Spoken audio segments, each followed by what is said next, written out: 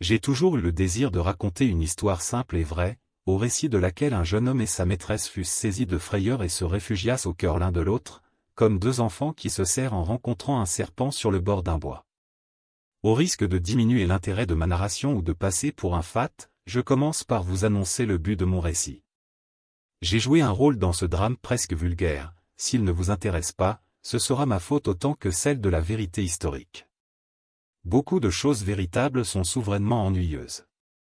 Aussi est-ce la moitié du talent que de choisir dans le vrai ce qui peut devenir poétique. En 1819, j'allais de Paris à Moulins. L'état de ma bourse m'obligeait à voyager sur l'impériale de la diligence. Les Anglais, vous le savez, regardent les places situées dans cette partie aérienne de la voiture comme les meilleures.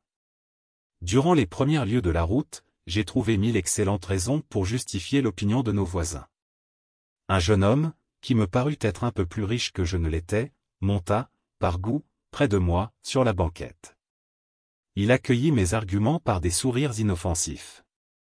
Bientôt une certaine conformité d'âge, de pensée, notre mutuel amour pour le grand air, pour les riches aspects des pays que nous découvrions à mesure que la lourde voiture avançait, puis, je ne sais quelle attraction magnétique, impossible à expliquer, firent naître entre nous cette espèce d'intimité momentanée à laquelle les voyageurs s'abandonnent avec d'autant plus de complaisance que ce sentiment éphémère paraît devoir cesser promptement et n'engager à rien pour l'avenir.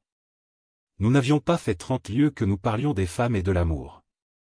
Avec toutes les précautions oratoires voulues en semblable occurrence, il fut naturellement question de nos maîtresses.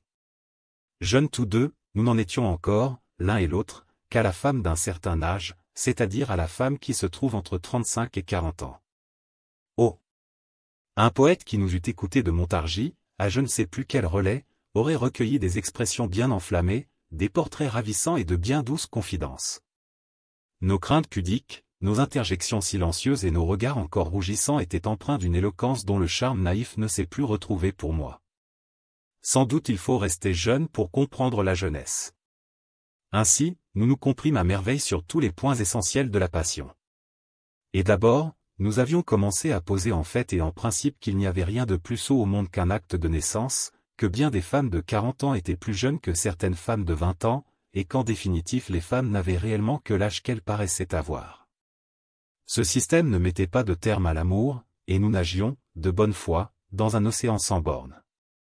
Enfin, après avoir fait nos maîtresses jeunes, charmantes, dévouées, comtesses, pleines de goût, spirituelles, fines, après leur avoir donné de jolis pieds, une peau satinée et même doucement parfumée, nous nous avouâmes, lui, que madame une telle avait 38 ans, et moi, de mon côté, que j'adorais une quadragénaire. Là-dessus, délivrés l'un et l'autre d'une espèce de crainte vague, nous reprîmes nos confidences de plus belle en nous trouvant confrères en amour. Puis ce fut à qui, de nous deux, accuserait le plus de sentiments.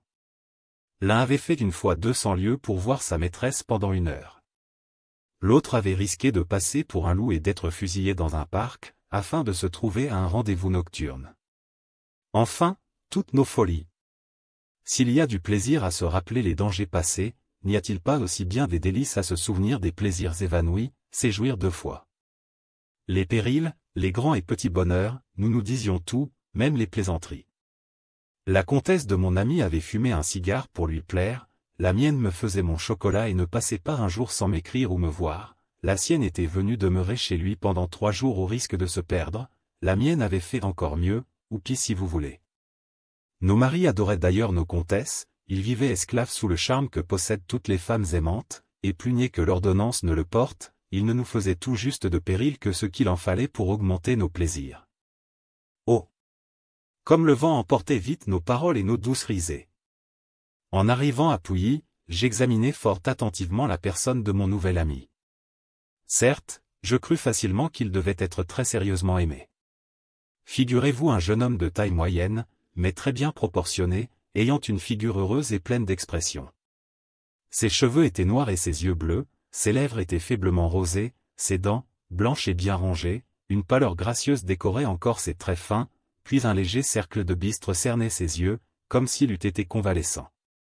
Ajoutez à cela qu'il avait des mains blanches, bien modelées, soignées comme doivent l'être celles d'une jolie femme, qu'il paraissait fort instruit, était spirituel, et vous n'aurez pas de peine à m'accorder que mon compagnon pouvait faire honneur à une comtesse. Enfin, Plus d'une jeune fille l'eût envié pour mari, car il était vicomte, et possédait environ 12 à 15 000 livres de rente, sans compter les espérances. À une lieue de Pouilly, la diligence versa. Mon malheureux camarade jugea devoir, pour sa sûreté, s'élancer sur les bords d'un champ fraîchement labouré, au lieu de se cramponner à la banquette, comme je le fis, et de suivre le mouvement de la diligence. Il prit mal son élan ou glissa, je ne sais comment l'accident eut lieu, mais il fut écrasé par la voiture, qui tomba sur lui. Nous le transportâmes dans une maison de paysans. À travers les gémissements que lui arrachaient d'atroces douleurs, il put me léguer un de ces soins à remplir auxquels les derniers vœux d'un mourant donnent un caractère sacré. Au milieu de son agonie, le pauvre enfant se tourmentait, avec toute la candeur dont on est souvent victime à son âge, de la peine que ressentirait sa maîtresse si elle apprenait brusquement sa mort par un journal. Il me pria d'aller moi-même la lui annoncer. Puis il me fit chercher une clé suspendue à un ruban qu'il portait en sautoir sur la poitrine. Je la trouvai à moitié enfoncée dans les chairs. Le mourant ne proféra pas la moindre plainte lorsque je la retirai, le plus délicatement qu'il me fut possible, de la plaie qu'elle y avait faite. Au moment où il achevait de me donner toutes les instructions nécessaires pour prendre chez lui, à la Charité-sur-Loire, les lettres d'amour que sa maîtresse lui avait écrites, et qu'il me conjura de lui rendre, il perdit la parole au milieu d'une phrase, mais son dernier geste me fit comprendre que la fatale clé serait un gage de ma mission auprès de sa mère. Affligé de ne pouvoir formuler un seul mot de remerciement, car il ne doutait pas de mon zèle, il me regarda d'un œil suppliant pendant un instant, me dit adieu en me saluant par un mouvement de cils, puis il pencha la tête, et mourut. Sa mort fut le seul accident funeste que causa la chute de la voiture. Encore y eut-il un peu de sa faute, me disait le conducteur. À la Charité, j'accomplis le testament verbal de ce pauvre voyageur. Sa mère était absente, ce fut une sorte de bonheur pour moi. Néanmoins, j'eus à essuyer la douleur d'une vieille servante, qui chancela lorsque je lui racontai la mort de son jeune maître. Elle tomba demi-morte sur une chaise en voyant cette clé encore empreinte de sang, mais comme j'étais tout préoccupé d'une plus haute souffrance, celle d'une femme à laquelle le sort arrachait son dernier amour, je laissai la vieille femme de charge poursuivant le cours de ses prosopopées, et j'emportai la précieuse correspondance, soigneusement cachetée par mon ami. D'un jour. Le château où demeurait la comtesse se trouvait à 8 lieues de Moulins, et encore fallait-il, pour y arriver, faire quelques lieues dans les terres. Il m'était alors assez difficile de m'acquitter de mon message. Par un concours de circonstances inutiles à expliquer, je n'avais que l'argent nécessaire pour atteindre Moulins. Cependant, avec l'enthousiasme de la jeunesse, je résolus de faire la route à pied, et d'aller assez vite pour devancer la renommée des mauvaises nouvelles, qui marche si rapidement. Je m'informai du plus court chemin, et j'allai par les sentiers du Bourbonnais, portant, pour ainsi dire, un mort sur mes épaules. À mesure que je m'avançais vers le château de Montpersan, j'étais de plus en plus effrayé du singulier pèlerinage que j'avais entrepris. Mon imagination inventait 1000 fantaisies romanesques. Je me représentais toutes les situations dans lesquelles je pouvais rencontrer Madame la comtesse de Montpersan, ou, pour obéir à la poétique des romans, la Juliette tant aimée du jeune voyageur. Je forgeais des réponses spirituelles à des questions que je supposais devoir m'être faites. C'était à chaque détour de bois, dans chaque chemin creux, une répétition de la scène de Sosie et de sa lanterne, à laquelle il rend compte de la bataille. À la honte de mon cœur, je ne pensais d'abord qu'à mon maintien, à mon esprit, à l'habileté que je voulais déployer, mais lorsque je fus dans le pays, une réflexion sinistre me traversa l'âme comme un coup de foudre qui sillonne et déchire un voile de nuée grise. Quelle terrible nouvelle pour une femme qui, tout occupée en ce moment de son jeune ami, espérait d'heure en heure des joies sans nom, après s'être donné 1000 peines pour l'amener légalement chez elle. Enfin, il y avait encore une charité cruelle à être le messager de la mort. Aussi hâtai-je le pas en me crottant et m'embourbant dans les chemins du Bourbonnais. J'atteignis bientôt une grande avenue de châtaigniers, au bout de laquelle les masses du château de Montpersan se dessinèrent dans le ciel comme des nuages bruns à contours clairs et fantastiques. En arrivant à la porte du château, je la trouvai toute ouverte. Cette circonstance imprévue détruisait mes plans et mes suppositions. Néanmoins j'entrai hardiment, et j'eus aussitôt à mes côtés 2 chiens qui aboyèrent en vrais chiens de campagne. À ce bruit, une grosse servante accourut, et quand je lui eus dit que je voulais parler à Madame la comtesse, elle me montra, par un geste de la main, les massifs d'un parc à l'anglaise qui serpentait autour du château, et me répondit, « Madame est par là. » « Merci. » dis-je d'un air ironique. Son par-là pouvait me faire errer pendant 2 heures dans le parc. Une jolie petite fille à cheveux bouclés, à ceinture rose, à robe blanche, à pèlerine plissée, arriva sur ses entrefaites, entendit on saisit la demande et la réponse. À mon aspect, elle disparut en criant d'un petit accent fin, « Ma mère, voilà un monsieur qui veut vous parler. » Et moi de suivre, à travers les détours des allées, les sauts et les bonds de la pèlerine blanche, qui, semblable à un feu follet me montrait le chemin que prenait la petite fille. Il faut tout dire. Au dernier buisson de l'avenue, j'avais rehaussé mon col, brossé mon mauvais chapeau et mon pantalon avec les parements de mon habit avec ses manches, et les manches l'une par l'autre, puis je l'avais boutonné soigneusement pour montrer le drap des revers, toujours un peu plus neuf que ne l'est le reste, enfin, j'avais fait descendre mon pantalon sur mes bottes, artistement frottées dans l'herbe. Grâce à cette toilette de Gascon, j'espérais ne pas être pris pour l'ambulant de la sous-préfecture, mais quand aujourd'hui je me reporte par la pensée à cette heure de ma jeunesse, je ris parfois de moi-même. Tout à coup, au moment où je composais mon maintien, au détour d'une verte sinuosité, au milieu de 1000 fleurs éclairées par un chaud rayon de soleil, j'aperçus Juliette et son mari. La jolie petite fille tenait sa mère par la main, et il était facile de s'apercevoir que la comtesse avait hâté le pas en entendant la phrase ambiguë de son enfant. Étonnée à l'aspect d'un inconnu qui la saluait d'un air assez gauche, elle s'arrêta, me fit une mine froidement polie et une adorable moue qui, pour moi, révélait toutes ses espérances trompées. Je cherchais, mais vainement, quelques-unes de mes belles phrases si laborieusement préparées. Pendant ce moment d'hésitation mutuelle, le mari put alors arriver en scène. Des myriades de pensées passèrent dans ma cervelle. Par contenance, je prononçai quelques mots assez insignifiants, demandant si les personnes présentes étaient bien réellement monsieur le comte et madame la comtesse de Montpersan. Ces niaiseries me permirent de juger d'un seul coup d'œil, et d'analyser, avec une perspicacité rare à l'âge que j'avais, les deux époux dont la solitude allait être si violemment troublée. Le mari semblait être le type des gentilshommes qui sont actuellement le plus bel ornement des provinces. Il portait de grands souliers à grosses semelles, je les place en première ligne, parce qu'ils me frappèrent plus vivement encore que son habit noir fané, son pantalon usé, sa cravate lâche et son col de chemise recroquevillé. Il y avait dans cet homme un peu du magistrat, beaucoup plus du conseiller de préfecture, toute l'importance d'un maire de canton auquel rien ne résiste, et l'aigreur d'un candidat éligible périodiquement refusé depuis 1816, incroyable mélange de bon sens campagnard et de sottise, point de manière, mais la morgue de la richesse, beaucoup de soumission pour sa femme, mais se croyant le maître, et prêt à se regimber dans les petites choses, sans avoir nul souci des affaires importantes, du reste, une figure flétrie, très ridée, allez, quelques cheveux gris, longs et plats, voilà l'homme. Mais la comtesse. Ah! Quelle vive et brusque opposition ne faisait-elle pas auprès de son mari? C'était une petite femme à taille plate et gracieuse, ayant une tournure ravissante, mignonne et si délicate, que vous eussiez eu peur de lui briser les os en la touchant. Elle portait une robe de mousseline blanche, elle avait sur la tête un joli bonnet à ruban rose, une ceinture rose, une guimpe remplie si délicieusement par ses épaules et par les plus beaux contours, qu'en les voyant il naissait au fond du cœur une irrésistible envie de les posséder. Ses yeux étaient vifs, noirs, expressifs, ses mouvements doux, son pied charmant. Un vieil homme à bonne fortune ne lui eût pas donné plus de 30 années, tant il y avait de jeunesse dans son front et dans les détails les plus fragiles de sa tête. Quant au caractère, elle me parut tenir tout à la fois de la comtesse de Lignol et de la marquise de Bay, deux types de femmes toujours frais dans la mémoire d'un jeune homme, quand il a lu le roman de Louvet. Je pénétrai soudain dans tous les secrets de ce ménage, et pris une résolution diplomatique digne d'un vieil ambassadeur. Ce fut peut-être la seule fois de ma vie que j'eus du tact et que je compris en quoi consistait l'adresse des courtisans ou des gens du monde. Depuis ces jours d'insouciance, j'ai eu trop de batailles à livrer pour distiller les moindres actes de la vie et ne rien faire qu'en accomplissant les cadences de l'étiquette et du bon ton qui sèchent les émotions les plus généreuses. Monsieur le comte, je voudrais vous parler en particulier, dis-je d'un air mystérieux et en faisant quelques pas en arrière. Il me suit. Juliette nous laissa seuls, et s'éloigna négligemment en femme certaine d'apprendre les secrets de son mari au moment où elle voudra les savoir.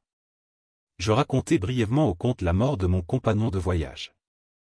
L'effet que cette nouvelle produisit sur lui me prouva qu'il portait une affection assez vive à son jeune collaborateur, et cette découverte me donna la hardiesse de répondre ainsi dans le dialogue qui s'ensuivit entre nous deux. « Ma femme va être au désespoir, s'écria-t-il, et je serai obligé de prendre bien des précautions pour l'instruire de ce malheureux événement. Monsieur, en m'adressant d'abord à vous, lui dis-je, j'ai rempli un devoir. Je ne voulais pas m'acquitter de cette mission donnée par un inconnu près de madame la comtesse sans vous en prévenir, mais il m'a confié une espèce de fidéicommis honorable, un secret dont je n'ai pas le pouvoir de disposer.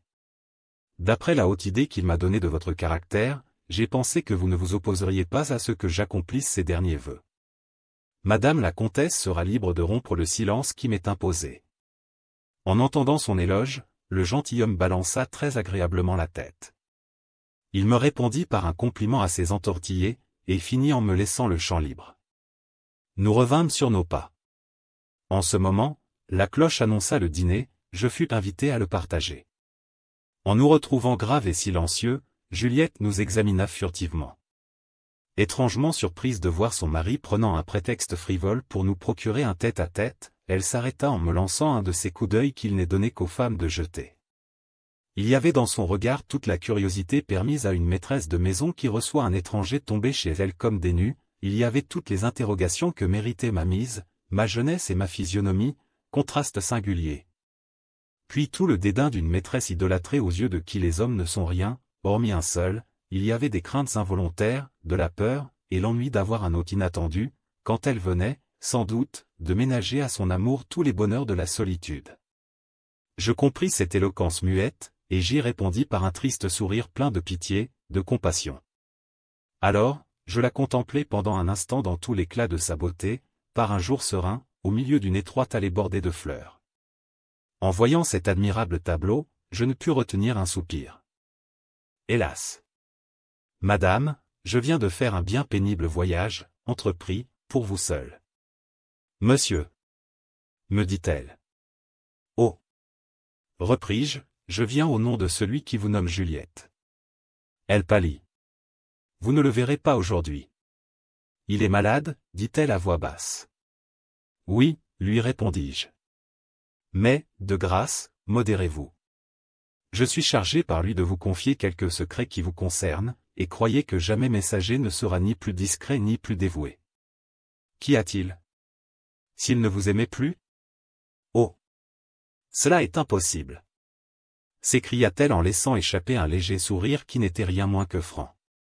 Tout à coup elle eut une sorte de frisson, me jeta un regard fauve et prompt, rougit et dit, « Il est vivant? Grand Dieu!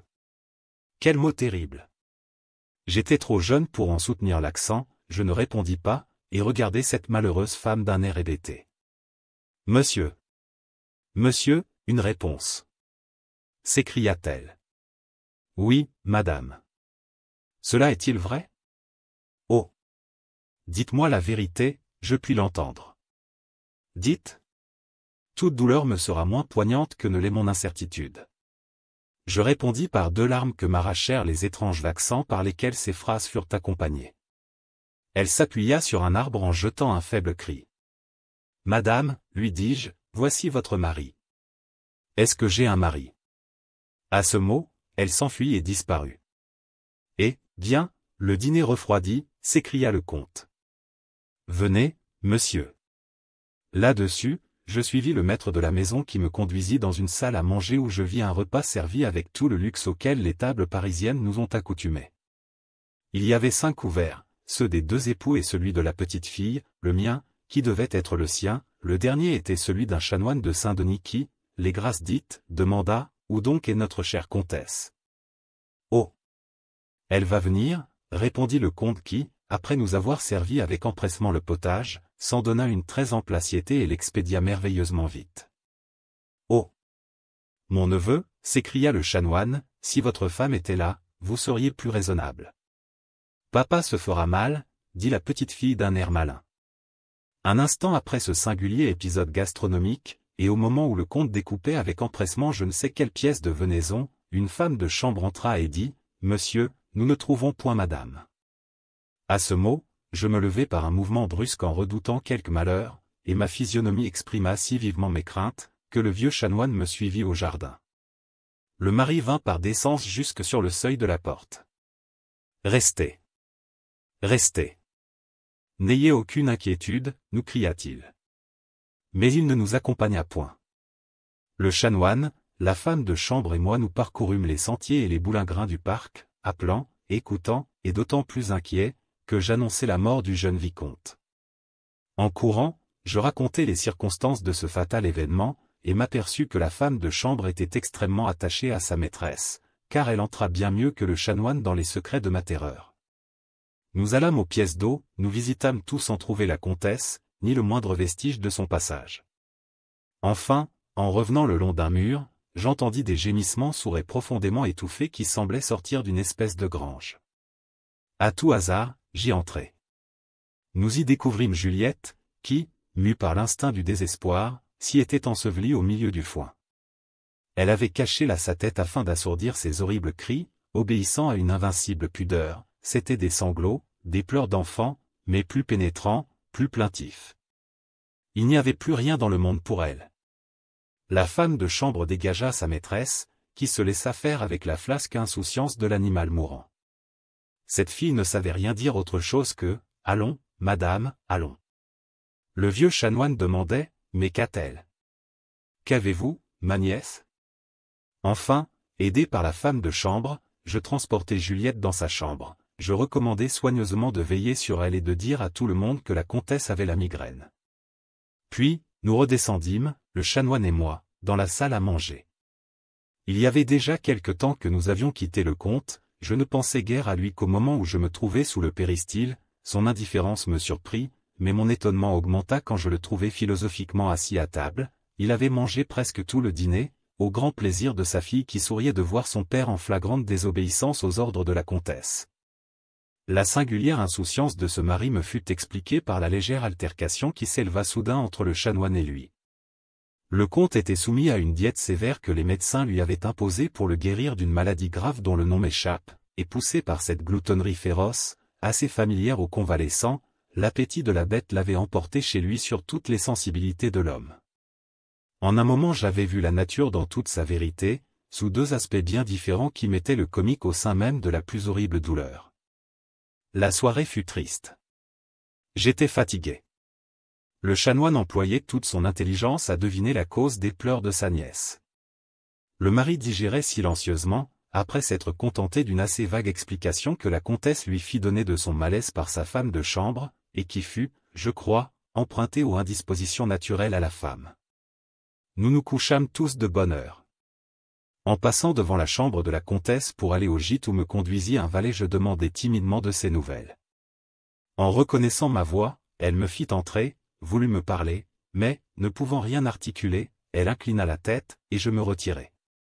Malgré les émotions cruelles que je venais de partager avec la bonne foi d'un jeune homme, je dormis accablé par la fatigue d'une marche forcée. À une heure avancée de la nuit, je fus réveillé par les aigres bruissements que produisirent les anneaux de mes rideaux violemment tirés sur leurs tringles de fer. Je vis la comtesse assise sur le pied de mon lit.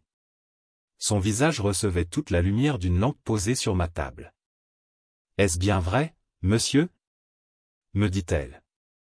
Je ne sais comment je puis vivre après l'horrible coup qui vient de me frapper, mais en ce moment j'éprouve du calme. Je veux tout apprendre. Quel calme! Me dis-je en apercevant l'effrayante pâleur de son teint qui contrastait avec la couleur brune de sa chevelure, en entendant les sons gutturaux de sa voix, en restant stupéfait des ravages dont témoignaient tous ses traits altérés. Elle était étiolée déjà comme une feuille dépouillée des dernières teintes qui impriment l'automne.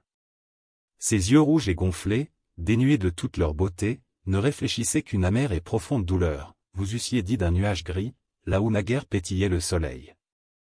Je lui redis simplement, sans trop appuyer sur certaines circonstances trop douloureuses pour elle, l'événement rapide qui l'avait privée de son ami. Je lui racontai la première journée de notre voyage, si remplie par les souvenirs de leur amour. Elle ne pleura point, elle écoutait avec avidité, la tête penchée vers moi, comme un médecin zélé qui épie un mal. Saisissant un moment où elle me parut avoir entièrement ouvert son cœur aux souffrances et vouloir se plonger dans son malheur avec toute l'ardeur que donne la première fièvre du désespoir, je lui parlai des craintes qui agitèrent le pauvre mourant, et lui dis comment et pourquoi il m'avait chargé de ce fatal message. Ses yeux se séchèrent alors sous le feu sombre qui s'échappa des plus profondes régions de l'âme. Elle put pâlir encore. Lorsque je lui tendis les lettres que je gardais sous mon oreiller, elle les prit machinalement, puis elle tressaillit violemment, et me dit d'une voix creuse, et moi qui brûlais les siennes. Je n'ai rien de lui. Rien. Rien. Elle se frappa fortement au front. Madame, lui dis-je.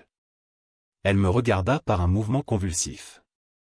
J'ai coupé sur sa tête, dis-je en continuant, une mèche de cheveux que voici. Et je lui présentai ce dernier, cet incorruptible lambeau de celui qu'elle aimait. Ah! Si vous aviez reçu comme moi les larmes brûlantes qui tombèrent alors sur mes mains, vous sauriez ce qu'est la reconnaissance quand elle est si voisine du bienfait. Elle me serra les mains, et d'une voix étouffée, avec un regard brillant de fièvre, un regard où son frêle bonheur rayonnait à travers d'horribles souffrances. Ah! Vous aimez, dit-elle. Soyez toujours heureux. Ne perdez pas celle qui vous est chère. Elle n'acheva pas, et s'enfuit avec son trésor. Le lendemain, cette scène nocturne, confondue dans mes rêves, me parut être une fiction. Il fallut, pour me convaincre de la douloureuse vérité, que je cherchasse infructueusement les lettres sous mon chevet. Il serait inutile de vous raconter les événements du lendemain. Je restai plusieurs heures encore avec la Juliette que m'avait inventée mon pauvre compagnon de voyage. Les moindres paroles, les gestes, les actions de cette femme me prouvèrent la noblesse d'âme, la délicatesse de sentiment qui faisait d'elle une de ces chères créatures d'amour et de dévouement si rares semées sur cette terre. Le soir, le comte de Montpersan me conduisit lui-même jusqu'à Moulins. En y arrivant, il me dit avec une sorte d'embarras, « Monsieur, si ce n'est pas abuser de votre complaisance, et agir bien indiscrètement avec un inconnu auquel nous avons déjà des obligations, voudriez-vous avoir la bonté de remettre, à Paris, puisque vous y allez, chez Monsieur de... » J'ai oublié le nom, rue du Sentier, une somme que je lui dois, et qu'il m'a prié de lui faire promptement passer. Volontiers, dis-je. Et dans l'innocence de mon âme, je pris un rouleau de 25 louis, qui me servit à revenir à Paris, et que je rendis fidèlement au prétendu correspondant de Monsieur de Montpersan. À Paris seulement, et en portant cette somme dans la maison indiquée, je compris l'ingénieuse adresse avec laquelle Juliette m'avait obligé. La manière dont me fut prêté cet or, la discrétion gardée sur une pauvreté facile à deviner, ne révèle-t-il pas tout le génie d'une femme aimante? Quel délice d'avoir pu raconter cette aventure à une femme qui, peureuse, vous a serré, vous a dit, « Oh, cher, ne meurs pas, toi,